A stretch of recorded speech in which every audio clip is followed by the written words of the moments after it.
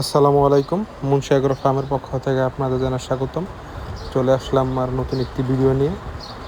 গত 2 দিন যাবৎ ব্যাপক একটা ঘূর্ণিঝড়ের সম্মুখীন সবাই হলাম। ঘূর্ণিঝড়ের অনেক ক্ষয়ক্ষতি হয়েছে। আমরা যার খামারে আছি আমাদেরও টুকটাক অনেক সমস্যা হয়েছে। এর মাঝে আমার কিছু টুকটাক যে সমস্যা হয়েছে ঝড়ের মাঝে, সেটা নিয়ে আজকে আলোচনা করব। যে আমার কিছু ভুল সিদ্ধান্ত ছিল যার জন্য আমার একটু ক্ষতিগ্রস্ত হয়েছে। আমার ঘরের ভিতরে পানি প্রবেশ করছে, যে দেখেন ওই যে ওই অংশগুলো একটু হালকা হালকা ভিজা ভিজা। এখানে আমার খামারের ভিতরে পানি আসছে। যখন দেখছি ভিজা ভিজা গেছে খামারের ভিতরের অংশ, তখন আমি দেরি না করে আমার কিছু কাঠের গুঁড়ো ছিল সেগুলা মোটা করে দিয়ে দিছি, যাতে মুরগির কোনোভাবে ঠান্ডা না লাগে। আপনারা এটা করতে পারেন যদি পানির ভিতরে যায়। বলেছিলাম যে খামারে আমার কিছু ভুল হয়েছে, যার কারণে আমি এরকম সমস্যার সম্মুখীন হয়েছি। এই যে দেখেন, খামারের চারপাশে যে পর্দা থাকে বা বেড়া থাকে, যেটাই বলেন, সেটা আমি আপনার বস্তার চট দিয়ে বানাইছিলাম।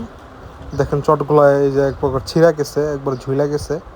মূলত এদিক দিয়ে যখন অনেক জোরে বৃষ্টি হয়েছে বা হেঁচা গেছে, তখন ভিতরে আমার পানি চলে গেছে খামারের ভিতরে। আপনারা যখন এরকম পর্দা দিবেন, আমি মনে করি বস্তা দিবেন না, কারণ এগুলা কিছুদিন পরেই পচে যায়। আপনারা চেষ্টা করবেন মোটা এক ধরনের সাদা পলিথিন পাওয়া যায়, সেটা দিবেন। সেটা আমি মনে করি অনেক টেকসই হবে। খামার করার সময় সব বিষয়গুলো খেয়াল রাখবেন। যে আমার এই সমস্যার সম্মুখীন হয়েছিলাম, সেখান থেকে আপনাদেরকে জানাইলাম।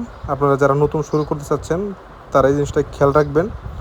একটা জিনিস আসলে করতে গেলেই সমস্যার সম্মুখীন হয়, এবং কি করা লাগে বা কী ভুল হয়েছে সেটা জানা যায়। আমি যেমন ভুলের শিকার হয়েছি, আপনাদেরকে এটা বলে দিলাম, আপনারা এই ভুলটা করবেন না।